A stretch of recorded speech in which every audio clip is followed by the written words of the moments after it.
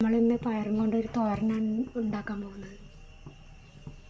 പച്ചപ്പയർ, ഞങ്ങളിതിന് ഉപ്പേരി എന്ന് തന്നെയാണ് പറയുക. നമുക്ക് ചീനച്ചട്ടിക്ക് എണ്ണ ഒഴിച്ചു കൊടുക്കാം. കടുക് ഇട്ട് കൊടുക്കാം.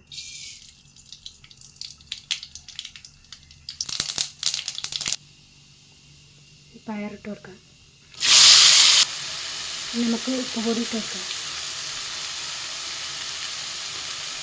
കുറച്ച് മഞ്ഞൾപ്പൊടി, പച്ചമുളക് ചതച്ചിട്ട് കൊടുക്കാം.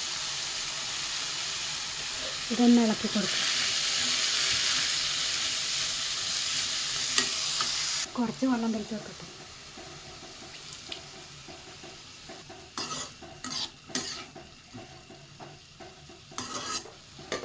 നമുക്കിതൊന്ന് അടച്ച് വയ്ക്കാം.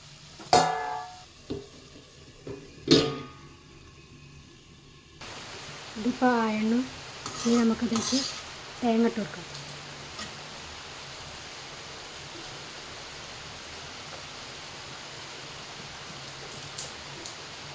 ഇനി ഒന്ന് ഇളക്കി കൊടുക്കാം.